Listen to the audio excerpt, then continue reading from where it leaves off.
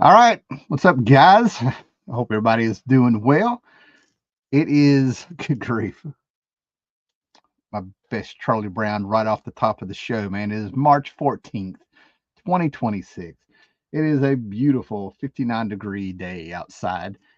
Just in the last 2 weeks we've had snowstorms, and then we've had 80-degree weather, and then we had snow, and now we're in the mid, having a nice sunny day with a little brisk air out there.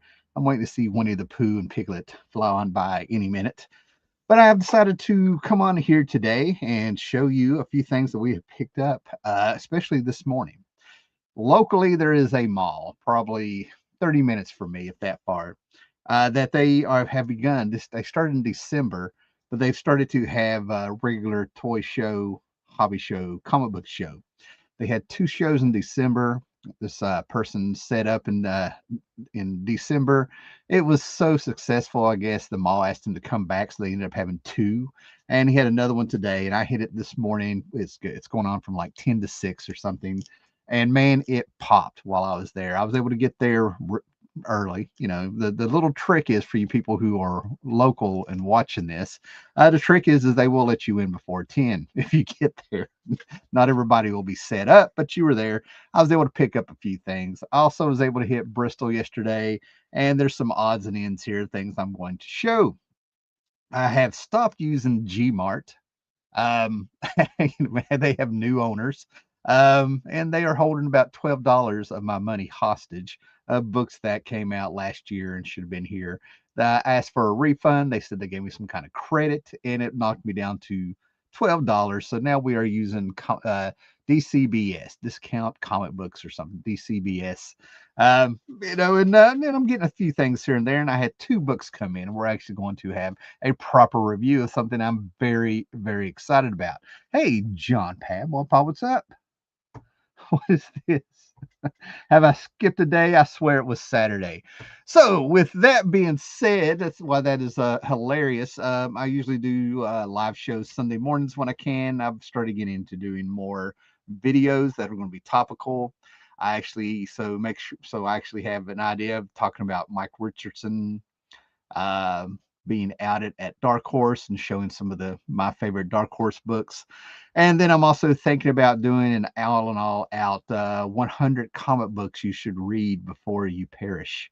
So out of my personal collection, because I have a very different take because I actually have read 99% of all my books and have been behind for years, taking my time reading things that I've accumulated, like full runs. That's why I'm behind. I've waited to get a full run before I continued with a series or something, and I'm getting that more and more. So, with that said, and long-winded, just to get to the point, make sure that you are subscribed. Make sure that you have go ahead and like this show.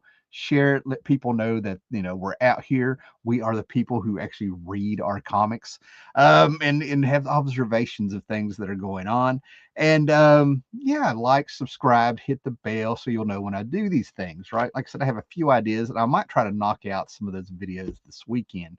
The top 100, the 100 books you should read before you perish idea. I've had that off and on for 3 or 4 years, probably going back to the pandemic. And I think it's time to do it, and I'll do it in sections, chapters. It won't be number 100 to 1. It'll probably be like categories and things like that, because there's some low hanging fruit. Might as well just do a video on all the Alan Moore stuff, maybe the video on all the Frank Miller stuff you should read, so on and so forth. You know what I'm saying? So that might be good, right? What we got here, Prime One Collector is here. Great to see you. Thanks for popping in there. All right. So, just to kind of get into it, but right, one more thing before we get in there. We are going to Heroes Con. We have our weekend pass. The wife decided that she wants to go to Charlotte, North Carolina. So we have a proper room. I'd gotten on Priceline.com, found a room for $52 a night, and that would have just been fine for old Howler Mouse. I'm fine with that. But with the wife going, my wife is, guys, my wife is the best. So we're going to up it a little bit, and we're going to make sure she has some good dinners because we are going to be seeing Charlton 66 down there. All right, he is coming down. If you don't know his YouTube channel, you should and go check it out. Charlton 66, like Charlton the comic company, right? We'll be seeing him down there. Josh will probably be down there. Maybe Anderson's. Maybe some other people will be down there. But it is happening, right? And for you guys that have not had the pleasure of going to Heroes Con, I've been going off and on since the 90s. This started in 1982, and it will be in the year 2026. It will be from June 12th to the 14th. Is that really not going to?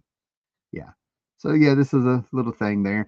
And Heroes Con, I'm telling you, 1982 was the best year in pop culture, and everything that led up to it, and then everything that followed, and then it kind of plateaued. It's kind of like we peaked as a civilization in 1984, and then it sort of plateaued, went down, went up, and then we hit the 90s, went up again a little bit, and it's just been total hell since then. Let's face it, and I had fun during the 90s. Don't get me wrong, right? But Heroes Con is the best to me. It is one of the best cons to go to because it has managed to stay comic book centric. And look at this list of stars of comic book stars that are going to be there. And Shelton actually has relationships with a lot of these people, right? I skipped out going about a year or two ago because Sergio Argonis and Mark Evanier, who live on the West Coast, were coming in, and then there was that couple about a day or two before the con, they were like they're not coming. Sheldon, who runs this, was able to jump on the phone. I found out after the fact. Figure out a way to connect a bunch of flights for him by knowing the people to talk to through the airports, and he got them there. And I found out live around 12 o'clock after the con had already started, and I'm 3 hours away or so. And I'm like, no. So yeah, it's going to be a great thing, right? But yeah, these flyers are at all the local little cons that are going on around there. So that's going to be an exciting time. Okay, looking very forward to going. They also have their artist auction. I think drink and draw, I think, like that. And that goes to a charity. They have people get up, artists, comic book artists, local artists. They all do art while they're there. Then they go to a room that might be at part of the convention or at a hotel, who knows, whatever. And I think it fights Parkinson. I feel like it fights Parkinson. But anyway, they also have a great auction going on, selling art that is created there. All sorts of great things going on, right? Great food down there. But yeah, it's a good time. So I'm actually looking forward to it. So with that said, we're going to kind of be skimping here and there and stuff like that, just stockpiling up, getting the budget going to go to that and just have a great time, right? So I actually have new comics, and what cracks me up about the new comics is that it's everything old is new again after those 10 years of Marvel, and a lot of people, sort of other people in the comic book industry, you can shake a stick and see those videos over the years of them sort of being like, you seasoned guys, you can just go on, we need a modern audience, we need new people. They sure do seem to be having a lot of facsimile editions and callbacks to licensing properties that are specifically towards people of a certain age, what I'm in here. Oh, here we go. Talking about catching up on your reading. Same here, catching up on about 10 years of backlog. Currently reading The Question, The Spectre, and Mike Grell Arrow. Yeah. I tell you what, yes, that is some great stuff, man. It's I swear some of the weaker books of decades past are really reading like Shakespeare with what they've been doing with modern comics and stuff like that. If you watch this channel, you know I've had issues with some of the things they've been doing and choices. I can handle changes through storyline, but some of the structuring and some of the things they've been doing is just, well, nobody remembers them. You know what I mean? You can go to cons and see books from the last 15 years just sitting there in boxes. That's what I'm saying. So going back and rediscovering, rereading, and going back to your favorites, they just seem to get better. My joke has been the new universe. And it's not, it's more ironic than a joke. It's more irony than a joke. But the new universe reads so much better than a lot of things that Marvel did for the last 10 years. It structurally, continuity wise, Seriously, it blows my mind. So with that said, how about we look at a few comics, guys? All right. So I found this for $3. I have a little honeypot up in. It's a card shop. It's a card shop. And every now and then I get to drop in there when I'm on the road and just never what you want to find. And around here, for whatever reason, there's a bunch of signed comics with certificate of authenticity coming out. All right, and it blows my mind. But I went with one that there's a there's a Butch Geist bike. A Butch Geist, Jackson Geist book. I may jump up there and grab for $2 or $3 that he's signed. But I went with this one because I have a ton of these books signed by this artist. I met him, P. Craig Russell. You guys know I love my Michael Moorcock Elric. I'm currently reading the first trilogy of Quorum. That's part of the Eternal Champion stuff. But Michael Moorcock is the guy that who may very well have you know what? He is the guy that made the multiverse a thing in pop culture. He may have been the man that tagged the word multiverse in his books before Gardner Fox and Flash 123, right? So this is the final issue that Topps Comics put out in the 90s of Stormbringer, the final book of Eric, our anti-hero, and his demon blade. You know what I mean? Ariok and all that stuff like that. The end of the world coming. And this is just fantastic. It is signed by P. Craig Russell. I have several things by P. Craig Russell signed concerning Elric, the Dreaming City, and all of that great stuff. I'm not going to go on to it because it is fantasy, but what is really great about these adaptations is that they have been put out in library book, book form, collected great hardback collected editions. And this is the top stuff from the 90s. If you go back to the 80s, First Comics put out some adaptations. Roy Thomas was on it, Michael T. Gilbert, P. Craig Russell, if you will. Just fantastic stuff. The more you get into it, the better it gets, right? And to tell you the truth, I could try to do a deep dive, which is fine. But there's people such as Razor Fist who have gone into deep dives over Elric and things like that, that they're already out there, while repeat what's going on, right? So that was kind of cool. Like I said, certificate of authenticity. I met P. Craig Russell at Baltimore Con years ago. He signed some stuff for me. It's just great stuff, right? So it's really cool, man. And what is great is that Elric has actually popped up in Conan back in the 70s. Roy Thomas, Barry Windsor Smith. He has popped up in Tom Strong, an aspect of him. And the whole point is that whenever he pops up, Michael Moorcock usually writes it, and it's all canon. Michael Moorcock, Walt Simonson did a great prequel to the first Elric book where he's becoming a sorcerer for issues. Great stuff. It's canon. Michael Moorcock actually wrote it. Michael Moorcock was a huge influence on Neil Gaiman, Alan Moore. I can go on and on. Okay, so another thing that I got to know these books coming up. These were purchased today. I got some deals. I didn't really will and deal too much because you'll see I didn't get that much. Sadly, and I know some of the people there are probably going to end up seeing this video, but I think you need to know. But there was one person who I hit his dollar boxes right off the bat. They were dollar boxes. They were dollar books. Some were beat up, some were kind of cool, and I had to put them back because I started. It was the smell of weed and a musty smell coming from them. I don't know how they're storing their books. It's out in a garage or something. I don't know what's going on. You're drying your weed out there and stuff, but you can't bring back musty books with a smell to your place unless you're prepared to take steps to get rid of the smell. Years ago, I did a video showing how to get rid of the smell. Actually showed you the books and let you know how that came out, things like that. But when you put them in your box, it'll spread. It'll spread over time. One mildewy book can actually go through a whole box over time. You know what I mean? So we had to put a bunch of things back. Luckily, there were some really cool guys there that had some great stuff. I did walk away from a $50 Turtles book that was signed by Kevin Eastman. There was a lot of Turtles, Stranger Thing variant books that were there that were signed. So I'm trying to tell you, this little mini con that's popping up here left and right at this mall is getting better and better. So this was actually an upgrade, right? I went through there. I bought these off the stand. Somewhere along the line, they were water damaged.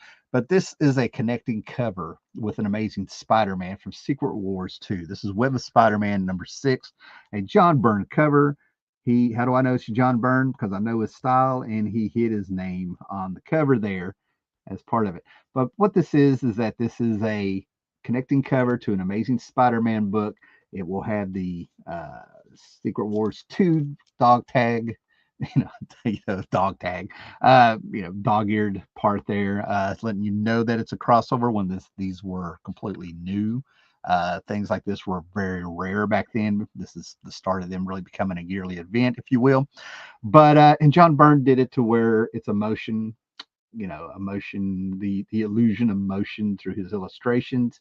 Spider-Man is in his red blue suit on this one. The Amazing Spider-Man one, it mirrors this, and he is in his black suit.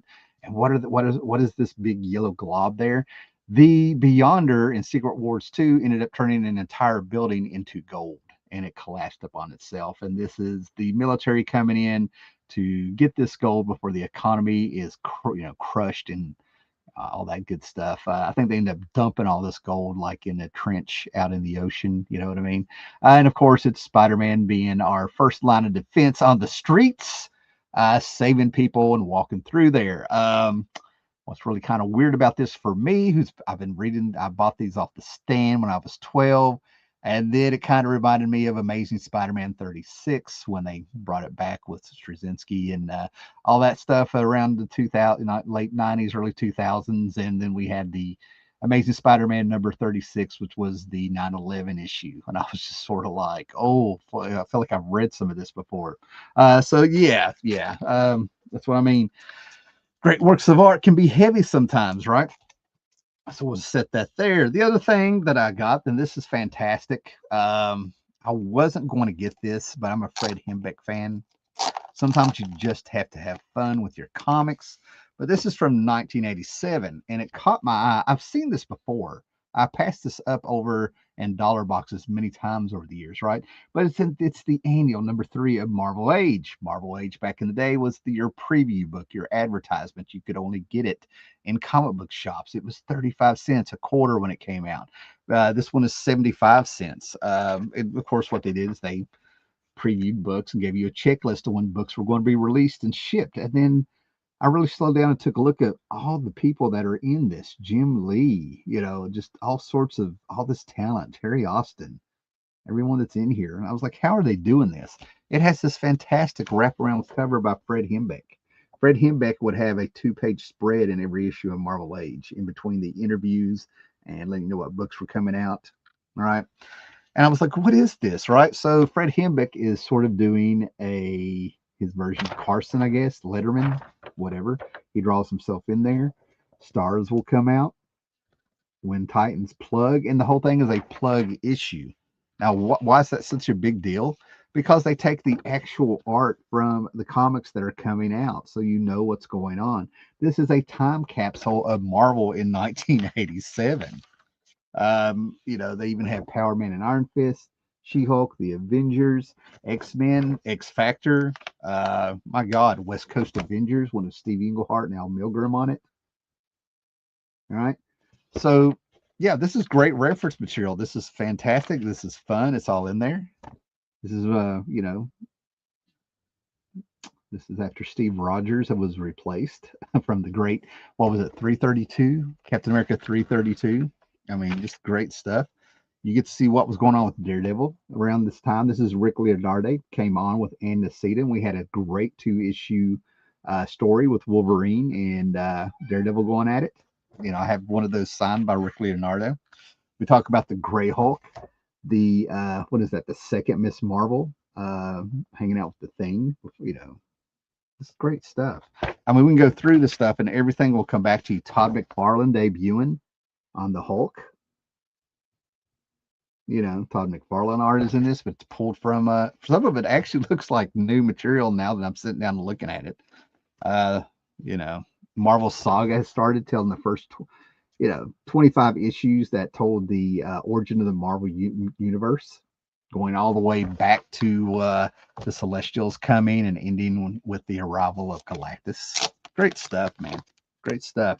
So yeah, I had to get that. I'm going to have fun reading this and revisiting this. because I think I was 14 when that came out, and I still have tons of those books, and I remember them coming out. But cat wanting some attention here, man. Okay, what do we got here? Here we go. We got a little trivia here. Afro Sci-Fi's here. How are you? Multiverse was mentioned in Michael Moorcock's book, The Sundered Worlds of 1962. Nice. See, that's why I love doing this. That's why we're all in this together, guys. You know what I'm saying? We come on here and I either can't remember something, may not be sure of something, don't know it all. And we all get in here and we just talk this stuff. And we always, everybody here. Oh, man, great to see you. Yeah, hello to you too.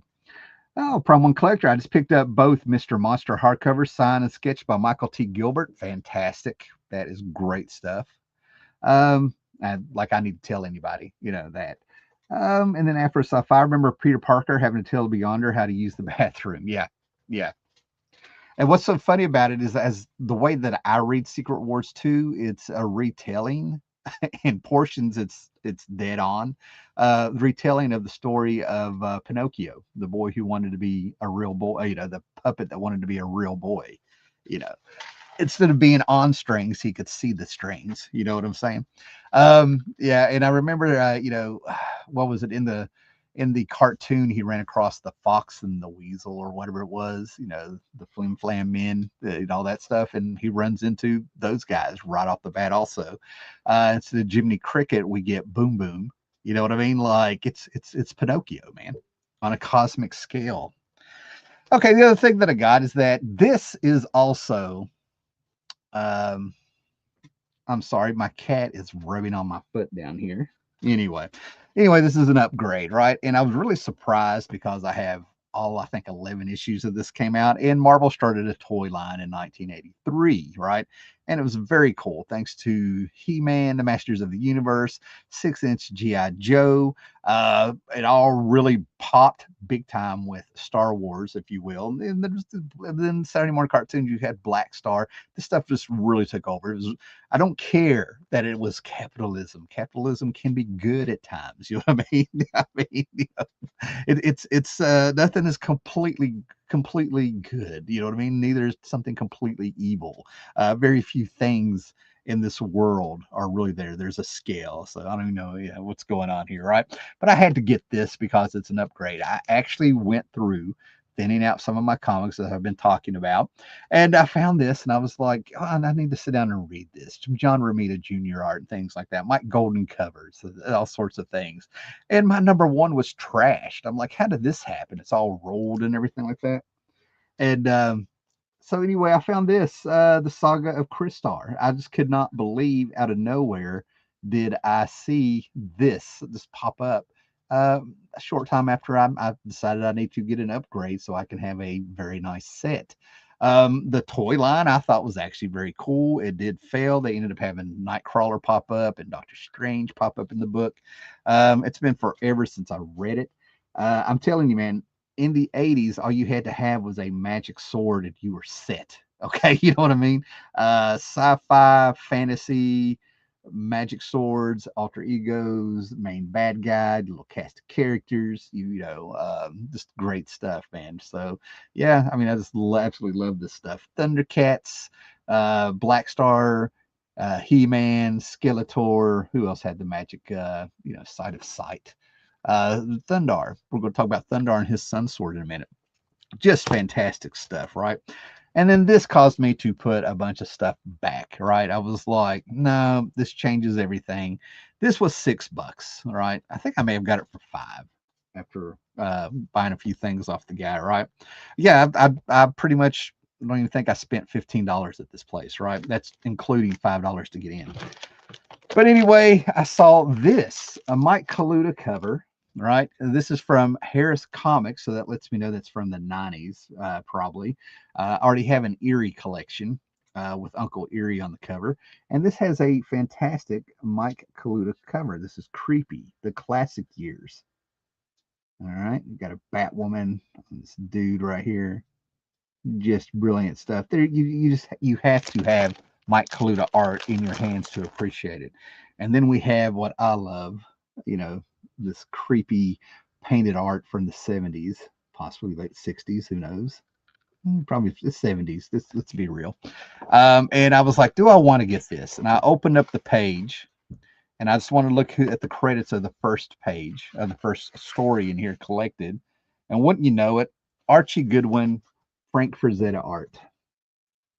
And I'm like, yeah, that did it. I'm in. These magazines were all over the place when I was a kid. This is, I guess, a collection of the best. Black and white magazines where the art, you didn't even notice. The art was so phenomenal in these issues. You didn't even notice they were black and white. Vampirella, Creepy, Eerie, Monster Fanzines, Fangoria. These were all over my house from the stepdad. I don't think it was the uncle. They were all over the place. So what I would do, Savage Tales. I had the first Savage Tales where the stepdad, it was the stepdad's. Lester, buddy. I'm sorry. I have a crying cat over here. It's live. What are you going to do? Lester, come on. Come here. Yeah, anyway. But yeah, we had that in the house, and I would kill to be able to go back and rescue those. Epic Illustrated, Heavy Metals, all sorts of things. Come here, you little thug. There you go. That's what he answers to, the little thug. Come over here. Okay. So that was really cool to find the creepy classic years for $6. That is just great. Frazetta art, really reminiscent. What is wild is I think Archie Goodwin probably wrote most of the stories. And when I'm able to grab these collections, there's always a story that I'm like, I remember that. You know, that's a great feeling, right? So now we're at the portion of the show to move on to where we're just going to get this out of the way real quick. But let me digress there, right? I just wanted to show this. I went to a comic book convention. The show should be up. I can't remember if I shot a video or a live show. It's up. It's the video before this, if you will. Yeah, it's the Heroes Con before Heroes Con. You know, it's anyway. But Bo Hampton was there, right? There's a set of brothers who did painted comics. And I think Scott probably has a lot more material out there. But I met Bo. Bo was in his early 70s. And I had to go through to decide what he was going to sign. And we went with this Legends of the Dark Knight. I actually bought this when I was working in a comic book shop, okay, back in the day. I think I probably already told the story a million times. So that's a two-part story, Legends of the Dark Knight he did. He also did Batman, Castle of the Bat, and he did Viking Glory, right? Now, the reason I'm showing this is I left this out. So maybe I talked about it in the last video, maybe I didn't, but I just wanted to cover that. I actually go back and look at some of these videos sometimes to remember what I bought, when I bought it, where I was at. There's a lot of stuff that I can do that on its own, but we're getting older, you know, and all this is fun, right? So some of the newer stuff we got, I mentioned that I now go to DCBS to order new stuff. It's highly discounted. There's a lot of material to go through. I haven't figured out how to make a pull list on it, so I'm just getting trades and things anyway. There's not a lot of new comics that I'm really interested in. I'm absolutely glad that people are enjoying the absolute universe through DC. That's awesome. Okay. I'm absolutely glad that there's something for people to be excited about, and it seems to just be moving forward. And like I said a few minutes ago, it just kind of blows my mind for a lot of us who remembered the last, going back to 2015 specifically in my head, where they're sort of like, well, you guys just need to get out of the way. We're not making comics for old 40-year-old guys and stuff like that. Yet we have all this stuff that is harkening back. We have I actually stopped in a comic book shop yesterday in Bristol, Virginia, Tennessee, and looked around, and there was all sorts of facsimile editions. I have a whole box of them, but I saw New Gods #1 facsimile edition. I saw Crisis on Infinite Earths 1 through 12 facsimile editions. I have those, right? All these great books. Daredevil, excuse me. New Mutants #98 with Deadpool on it. I have that one. That was there. Things like that. And then I saw one that just blew my mind, right? Because I gotta say, Gore Vidal, on here who does a show with me several times a year. He emails me and everything. We'll text and stuff, but he's a huge fan of Love and Rockets. Love and Rockets was just not around where I could read it when I was a kid. And one of the few regrets I sort of have, that I don't know why it bothers me so much, because it shouldn't. It's not that big a deal, really, because of the way things worked out. But at a Heroes Con, probably 10 years ago, if I had to guess, um, I go to said hotel across the road from Heroes Con, right? And they had a little lounge, a little restaurant bar, and a lot of people. That's the cool thing about Heroes Con. When you walk around the streets around the convention, you never know who you're going to run into, right? And the Hernandez brothers were there with their, I guess, wives and their crew and stuff, and they had planted in a corner of this bar restaurant there. And I was right there, and they were approachable, and I had absolutely nothing to talk to them about. I knew zero about them. Little did I know that we could have talked about punk rock music. We could have talked about pop culture from the 60s, things like that, right? So this is a facsimile edition of the 1982 #1 of Love and Rockets, right? As the 80s progressed, and you would see ads like in Comic Scene and whatever, Amazing Heroes, probably whatever magazines you were able to find that came out sporadically, distributed sporadically to the grocery stores, if you will. You didn't get your magazines off the spinner rack. You would go to the grocery stores and hope that you would find an issue or something like that. But you would see this black and white, this fantastic cover for Love and Rockets #1.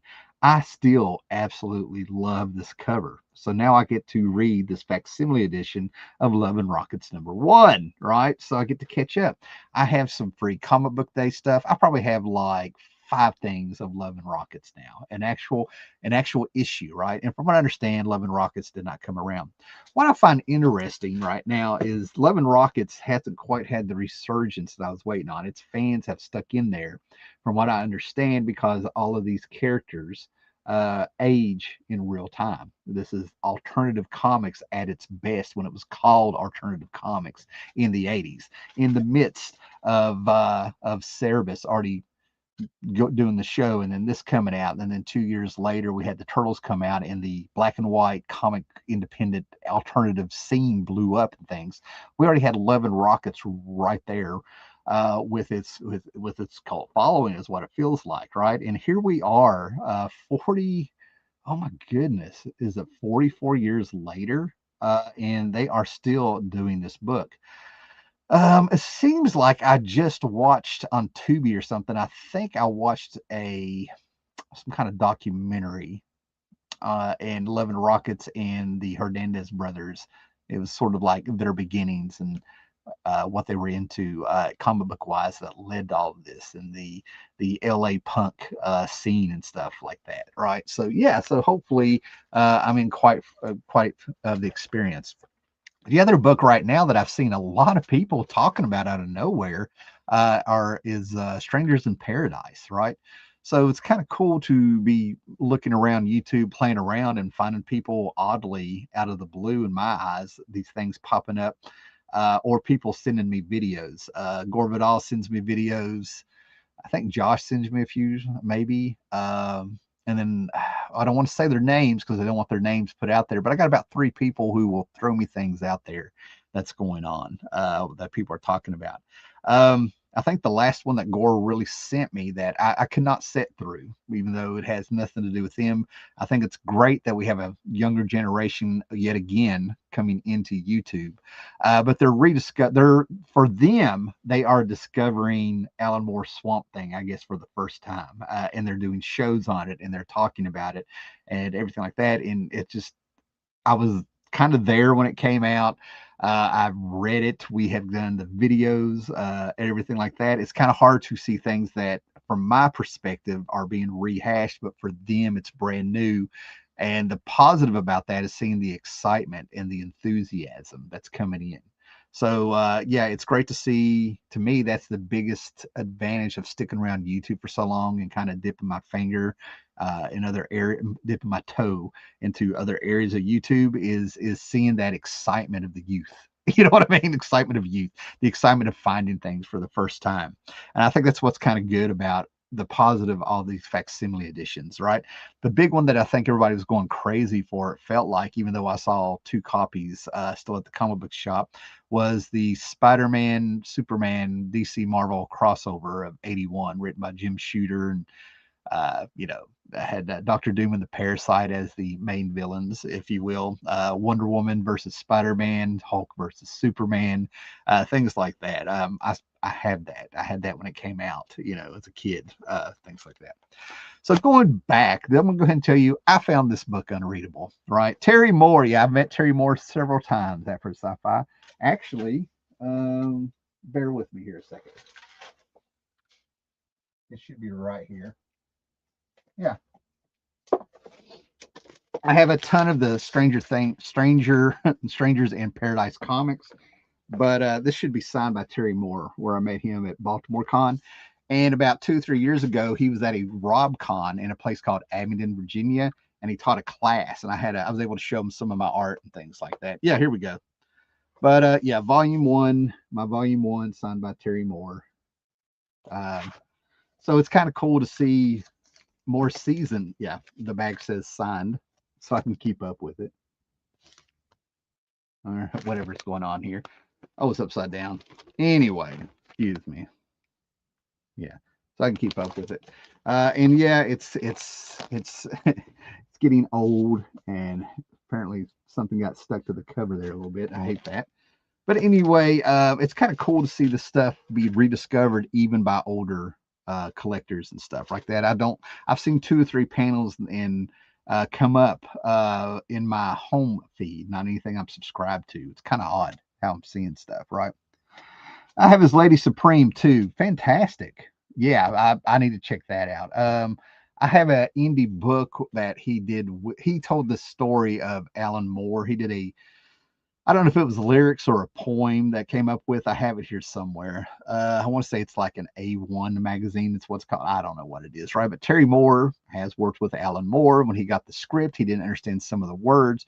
So he told the story at this panel about calling Alan Moore to ask him about some English phrases. And instead of Alan Moore having a conversation with him, he got the script and read it to him all the way through and said, I hope that helps. He said, of course. And, you know, it was blowing my mind to hear that he had a conversation. He was blown away that he was having a conversation with Alan Moore, just as we were blown away that he was, you know, the way he was telling the story. But I digress, right? But anyway, I want to show you one book that I found completely unreadable. If you think it's good, please defend it, or just let me know. Maybe it's just me. And what's wild about this is that I have a box here in the floor that if I got this other box off of, I have a whole Planet of the Apes box. I have the Marvel 70s book. I have some of the stuff that was at Dark Horse. Anyway, I have the things like God, was it Doctor Who and Planet of the Apes? Tarzan and the Planet of the Apes, King Kong and the Planet of the Apes. I have a ton of the crossovers and stuff, right? No, excuse me, Tarzan and Doctor Who. I don't know if Planet of the Apes and Doctor Who have actually done that. There's 2 volumes of Green Lantern in the Planet of the Apes. So yeah, I've read a lot of that stuff, right? And some of those read better than others, right? But this was actually unreadable. I took a chance on a Marvel book. I never thought I'd see the day that I had to say a word. Like I had to make that phrase. I took a chance on a Marvel book. Sadly, there's a whole generation now of comic book collectors that this is what Marvel is to them. They don't know what they're missing. You know what I mean? Like, you know, when we say phrases like that, I'm sure there's people that watch this and they're so confused. Like, what does he mean he took a chance on a Marvel book? Anyway, I honestly do not know any collectors right now actively getting Marvel books. That's another thing I never thought I would see. But anyway, I digress, right? But this is I got this. This had multiple covers, much like many books nowadays do. Um, and I had to get this because of the retro cover. Before, a lot of people were Star Wars nuts. I love Star Wars. I'm a Star Wars kid. I was up on it, but there's a time there where I was more infatuated with the Planet of the Apes than I was Star Wars. All right. Um, and so it's Planet of the Apes meets the Fantastic Four. And oh man, it just I ended up having to stop reading and just sort of flip through there to kind of see what they were doing. And I'm gonna go ahead and give you a spoiler. I'm gonna say the spoiler and hold the book up, and then after I'm done with the spoiler, I'll put it down if you want to, fast forward and get past this or whatever, right? But the Fantastic Four show up, and they do not have their powers. They do not have their powers on the Planet of the Apes. And then slowly, four apes end up turning into the Fantastic Four. Four apes end up becoming the Fantastic Four, and I just had to put it down. I was like, oh my god, I'm just like, that is so, oh my goodness, right? Anyway, but it's sort of like somebody watched the movie and put enough of the movie in there to have a Fantastic Four crossover, but I found this absolutely horrible. And maybe it's not that bad, right? Maybe out of 10, this is a 3, and I'm giving it a 0. You know what I mean? So, but I personally was sort of like, this isn't a My Light. Ordering them through DCBS, I'm getting things in My Lights now. I think this is what this is. So I have the My Light was worth getting to put something else in there, right? So if you like that book, that's cool. You know what I mean? It's got multiple covers. As you can see, I went for the retro one. I'm a guy that will tell you that I have a heart, as much as I love Planet of the Apes. The Doug Wadley worked on the 70s cartoon. It has a great opening if you watch that, but that's hard to get through. There you go. This was more difficult than that. You know what I mean? So I love my Planet of the Apes, but I'm not a fanboy. Everything is not great. If it comes out, I'll tell you if it's not any good, in my opinions. Here we go. What is this? What did I say? Exactly. How are Swamp Thing, Strangers in Paradise? Yeah, there's such.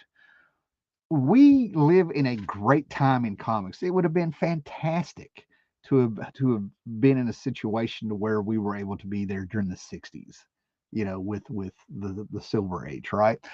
We I can just we didn't know the future. You know what I mean? You didn't know that there was something special going on. Hopefully, you've been lucky enough to discover it. You know what I mean? And then the cons started and all this stuff is really built up over the years, right? But we live in a time to where anything you want to read you can probably find in trade. Okay, you know what I mean? Despite the fact that there is a surge of greed that has just absolutely um, what was going on in the '90s, where the bubble popped with the collectability, the Death of Superman, the number ones, the gimmick covers, everybody thinking, realizing that this Death of Superman is not going to buy me a house in the future or pay for my kids' college. It's not an investment. What's going on now has completely overshadowed that and buried it with what I'm seeing at cons, on their key collector apps and things like that. Um, so what's great about that, as long as it is not in a video or super hot, or if you wait, you can actually get some great books because nobody's looking for them, or they haven't built up the knowledge to know that there are key books on there unless they're being told on an app and things like that. I really feel bad for them.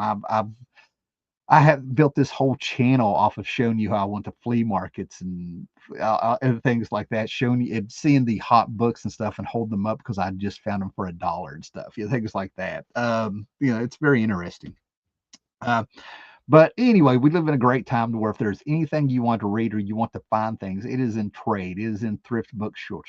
There's online stores where you can get this stuff discounted, secondhand and used and things like that. If you really want to read comics and you really want to explore what's out there, if you're not happy with today's market, there's no excuse. We've got this all laid out. That's one of the reasons I actually use YouTube a lot, right? I can pull up any album I want for free on YouTube. People have YouTube Music. There's Amazon Music. I can't believe iHeartRadio, Spotify. If you want to spend money, it's there. If you don't, there's ways to get around it. And the same thing with comics. It's great, and I will say that I have used one pirate site to read some comics before. Luckily, I've never felt bad about that because it's sort of like I'm getting a sample. I read Alan Moore's Providence that way and then accumulated Providence books. You follow what I'm saying? That's what I think digital actually should be, is a sampling. If you like what you're reading there, well enough, you should get the physical copies and stuff, right? So, real quick before I get to the last book, which is Thundarr, I'm not going to keep it a secret. Absolutely love this. So, we'll see what I review. I have nothing prepared. We'll see what happens, right? But the other thing that I got is that I have multiples of the, oh God, what was it, 6 issues? Is that right? Good grief. You figured I'd be more prepared. Come on, Howler. You're the Howlerpedia. You're supposed to know all this. Anyway, DC's Frontier by the great Darwin Cook. Good grief, that is tiny. And on black. Yeah, it's one through, it looks like it's 1 through 6. And then there was a one shot that went along with this, right? But this is DC, the New Frontier, right? This was supposed to sort of be, Darwin Cook did this amazing amount of research and 50s decor, you know what I mean, and Silver Age and a little bit of the Golden Age. This was sort of Golden Age to Silver Age, I think, is what he was going to do, but that's neither here nor there. But welcome to the mid-century America in the Silver Age of the DC universe, a time of promise and paranoia, of shimmering cities, segregated slums, dizzy and scientific progress, and simmering Cold War conflict. I don't know who wrote that, but well done. DC's getting their money worth out of whoever's doing this. Into the milieu comes a young and bold new generation of adventurers who bravely accept the challenge of the new frontier. And that's from I guess it is going to the Silver Age, is how I looked at it, because there's aspects of this book of why Batman went from being all scary to where he didn't want to scare kids and he changed his image. And then we get a Robin. And the New Frontier, if I remember correctly, feel free to correct me. It's not a biggie right now. Like I said, we're shooting from the hip. It's from a John F. Kennedy speech. All right. I won't get into whether he gave that speech or not, but there you go.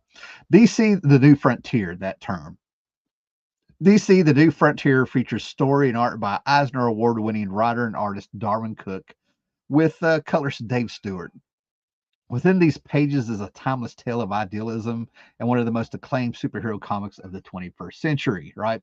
This is absolutely fantastic. He did so much research into this and used this. There's noir in this. There's 50s TV. It's a period piece that works perfectly. And there's so much subtext in this, and it also shows the flip side, the injustices that were going on. The Martian Manhunter adapting to the world. When he's come down here, this fantastic segment of where he learns how to. He's kind of learning about Earth and how to speak English by watching television. When he sees Bugs Bunny, he morphs into Bugs Bunny. You follow what I'm saying? But the prequel to this, I've talked about this many times. I rarely read all the way through this, because when the losers in 1945 land on Dinosaur Island, if you know your Silver Age stuff, right?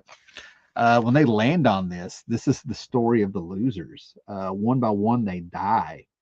And when we get to Johnny Cloud, they're being hunted by a T-Rex, more or less. And there is a bad guy in this, right? And you find out later that ties into this, right? But by the time we get to Johnny Cloud expressing what he has to say, I always love reading this. Oh man, let me get into this. But like I said, all our losers die one by one on this island, to where Johnny Cloud is the last one. Sarge and all of them. Oh man, he's looking Johnny Cloud, Native American in the military. The losers was that's something that probably wouldn't happen. I couldn't imagine, even though it would be cool if it did. But they were all from different branches of the military, right? They were supposed to be the screw ups or something. I don't know. You know what I'm saying? I've read several versions of them, right? But it goes. We get down to where Johnny Cloud is going to take down the dinosaur, if you will, right? And he looks up to the cloud. In the sky above me, a miracle. When I was born, I was named after a great mounted warrior of the clouds, and now here he and now here he was, a grand and silent whiteness to my death. Witness, excuse me, it's great and silent witness to my death. I decided this is the last thing I want to see, and I close my eyes. The last thing he wants to see is the clouds in the sky, and he pops some grenades there, man, but he's still holding on to them. And he takes flight. into the mouth of the dinosaur. Ask my family and they'll tell you I was a Navajo. Ask the Army Air Force and they'll say I was an American. But if you ask my brothers, they'll set you straight. John Cloud was a loser. Oh, oh, oh, good stuff, man. Well done, Darwin Cook. I rarely get past that. Yeah, and I don't mind taking the time. But anyway, I now have the six issues. I have the extra one shot that came out. I've got two trades that I bought off Amazon. One ended up being a library book, so I've read it mostly in the two trades that came out. I think this is the early 2000s. I feel like it was 2004, 2006. And yes, DC did do a direct DVD adaptation of this, but they missed so much. They missed so much in it that was in this, right? This is one of the things that out of everything I read, I'm like, definitely need to read this, right? Or you can read what I'm about to review here, right? And I wanted to do a separate video just to do this, but why? You know what I mean? I order my stuff online. I really don't know how long ago this book came out. I got number 2 on the way, along with a Jack Kirby Demon trade that's coming out. So I don't know when this came out, right? You may have already read it. You know, I kind of wait. I'm more patient than I ever was. But we have Thundarr the Barbarian by Jason Aaron, number 1 through Dynamite Comics, right? And let me tell you something, guys. Well, here's my Ren and Stimpy snow globe. I forgot to show at 5 and below if you have one. Yeah. So this was cool. Yeah. But anyway, I got that. Yeah, here's my Thundarr the Barbarian. Thundarr the Barbarian is the show that made me a Jack Kirby fan. I've said it many times. Jack Kirby, the stepdad was a Jack Kirby nut, specifically Doctor Doom. Okay. You would have thought Doctor Doom and the demon from Kiss walked on water in the house. You know what I'm saying? You did not desecrate either one of them. And Jack Kirby's art scared the hell out of me. The Losers, OMAC, especially that first cover with the Build a Friend on the front of it. You know, I thought it was a woman in concrete with her legs sticking out in her head, and she was being thrown with no way to protect her face. Scared me. I actually, as a little kid, would have to flip those over to go to sleep at night if they were in my room. You know, and then Thundarr came on, and I started noticing Kirby zigzags and things in there, right? It was post-apocalyptic, right? I already had a fascination with Planet of the Apes and Star Wars with its recycled universe. When it was not the New Hope, it was the one movie of Star Wars and things like that, right? All that stuff already fascinated me. If you're Gen X, you were already fascinated. And then the Kismet of the time, you know, we got the Road Warrior, you know, and all this post-apocalyptic stuff because we are Gen X. We grew up with the idea that there could be a nuclear war at any time and stuff, right? You know, in 1984, you know, things like that, right? And then there was this fantastic cartoon, right, of Thundarr the Barbarian that came out, and like I said, I saw the Kirby in it, and then Saturday mornings they would, you know, flip really fast through the credits. They didn't roll; they flipped through. You know, it was who worked design, art design, things like that. And I started seeing names of people I recognized from the comics of the stepdad. I saw Martin Pasco. I saw Steve Gerber, and then there it was, Jack Kirby. You know, things like that. So I have always wanted a more adult themed, not Saturday morning, yet I didn't want it to stray too far, of Thundarr the Barbarian, 2,000 years in the future. What was it, 1997? You know, but anyway, Jason Aaron has come on here, and this is as close to the idea of a Thundarr book that was in my head as it's ever going to be. Now, in my head, before I review this book, Thundarr has that necklace with a tooth on it. In my mind, it wrote itself. Even as a kid, Thundarr was a slave. He was forced to fight in the pits like Conan did in the Oliver Stone movie. You know what I mean? Stuff like that. And that was before the Conan movie. Like this is 1980. This came out, and I was right there. 7 years old watching this, right? Because in the opening, you know, you see them in a coliseum, and he breaks his bonds and things like that. So it was like gladiator fights, right? And I always had it in my mind that that opening gave you the story that he was a slave that broke his chain, and to me, that tooth around his neck was a souvenir of the person or monster or beast or whatever that was holding him, as a slave and making him do this. That's how he and Ukla the Monk met. It was all right there in my head. But Jason Aaron has come in. What's he writing right now? Absolute Superman. So we get this, and this is just fantastic. Now, if I really wanted to pick on it, okay, if I really want to do an honest review, the artist needs to learn how to do worm's eye view, bird's eye view in his art. He needs to mix it up a little bit. Other than that, the story carries very well. But we get the opening to the cartoon, right? The year is 1994.